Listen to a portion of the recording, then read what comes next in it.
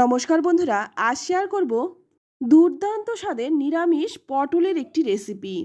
গরমের দিনে এই রকম হালকা পাতলা রেসিপি খেতে বেশ ভালোই লাগে। একদম সহজ পদ্ধতিতে রান্নাটা করে দেখাবো। আর এই রান্নাটি যেমন চটজলদি হয়ে যায়, আবার খেতেও তেমনি সুস্বাদু। রুটি, পরোটা, ভাত যে কোনো কিছুর সাথে খুবই ভালো লাগে। তাহলে চলুন দেরি না করে রান্নাটা শুরু করি।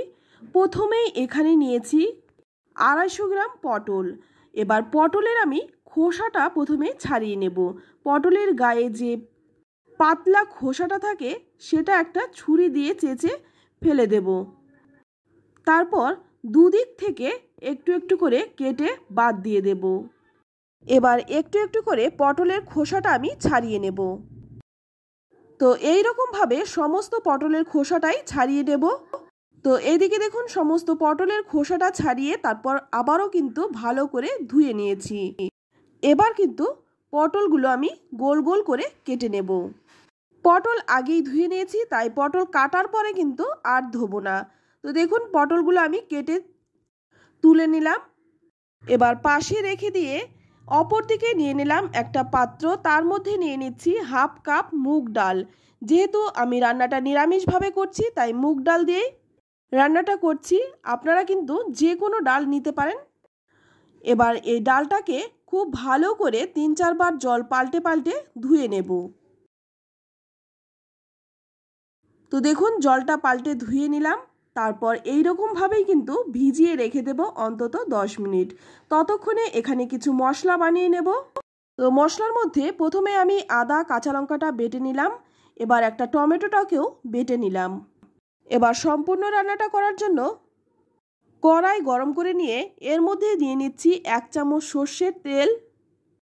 এই তেলের মধ্যে দিয়ে দিচ্ছি সামান্য একটু লবণ আর দিয়ে দিচ্ছি খুব সামান্য একটু হলুদ গুঁড়ো। এবার লবণ আর হলুদ গুঁড়োটা দিয়ে ভালো করে একটু নেড়েচেড়ে মিশিয়ে নিয়ে এবার এর মধ্যে দিয়ে দেব কেটে রাখা পটলগুলো। এবার পটলটাকে কিন্তু 2-3 মিনিট সময় নিয়ে খুব ভালো করে লালচে রং ধরিয়ে ভেজে নেব। তো দেখুন পটলগুলো কিন্তু খুব সুন্দরভাবে ভেজে নিলাম। পটল ভাজা হয়ে গেছে, এবার তুলে নিচ্ছি। তো পটলগুলো ভেজে তুলে নিলাম। এবার ওই কড়াইয়ের মধ্যেই দিয়ে দিচ্ছি আর 1 চামচ সর্ষের তেল। তবে এই রান্নাটাতে কিন্তু আমি আলু দিয়েছি।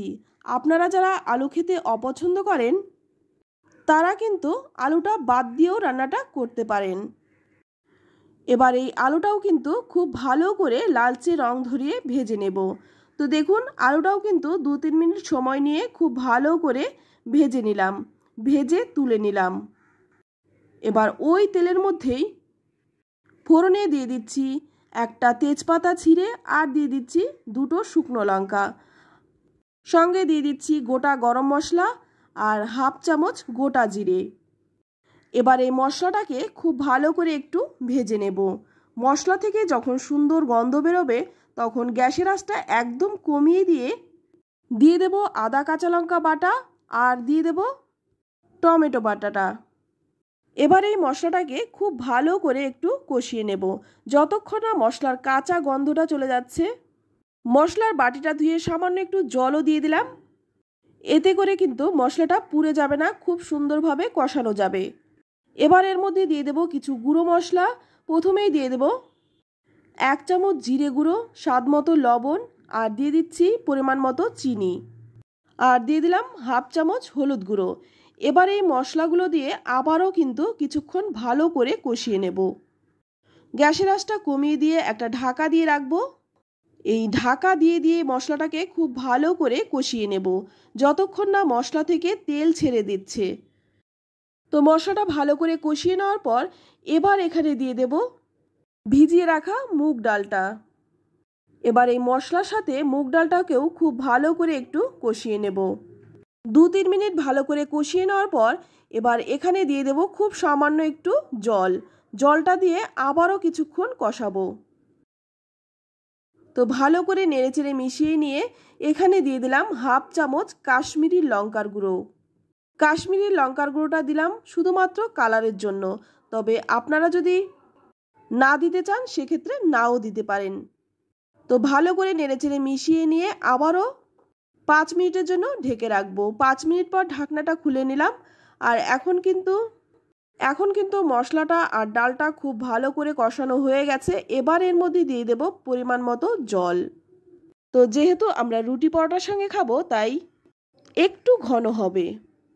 ভালো করে নেড়েচেড়ে মিশিয়ে নিয়ে ঝোলটা যখন ফুটে উঠবে তখন এর মধ্যে দিয়ে দিচ্ছি ভেজে রাখা আলুগুলো। যেহেতু আলুটা সেদ্ধ হতে একটু সময় লাগবে তাই আলুটা আমি আগে দিয়েছি। এবার খুব ভালো করে নেড়েচেড়ে মিশিয়ে নিয়ে গ্যাসের আঁচটা লো টু মিডিয়ামে রেখে 5-6 মিনিট ঢেকে রাখবো। তো 5-6 মিনিট পর ঢাকনাটা খুলে নিয়েছি। এখন কিন্তু মুগ ডালটা খুব ভালো করে সেদ্ধ হয়ে গেছে আর আলুটাও কিন্তু খুব ভালোভাবে সেদ্ধ হয়ে গেছে। আর মুগ ডাল কিন্তু সেদ্ধ হতে খুব একটা সময় লাগে না। এবার এর মধ্যে দিয়ে দিচ্ছি ভেজে রাখা পটলগুলো, সঙ্গে দিয়ে দিচ্ছি 3টে চেরা কাঁচা লঙ্কা। এবার সমস্ত কিছু দিয়ে খুব ভালো করে নেড়েচেড়ে মিশিয়ে নেব। তো আমার এই রান্নার ঘনত্বটা দেখে বুঝতেই পারছেন, এর থেকে কিন্তু বেশি শুকনো করব না। এবার গ্যাসের আঁচটা কমিয়ে দিয়ে তারপর আবারও 5 মিনিট ঢেকে রাখবো। 5 মিনিট পর দেখুন ঢাকনাটা খুলে নিয়েছি। এখন কিন্তু রান্নাটা একদমই হয়ে গেছে। এবার ভালো করে একটু নেড়েচেড়ে মিশিয়ে নিচ্ছি।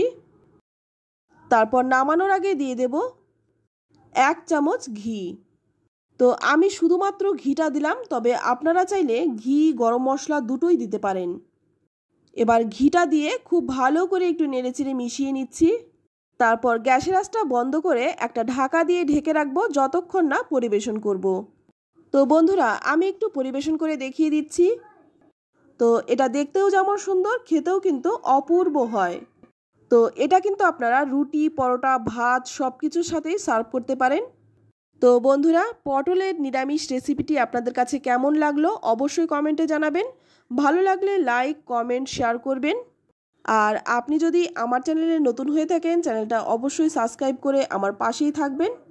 তো আজ এই পর্যন্তই। আবারও দেখা হবে অন্য কোনো নতুন রেসিপিতে। ততক্ষণ সকলে ভালো থাকবেন, সুস্থ থাকবেন আর সকলকে ধন্যবাদ।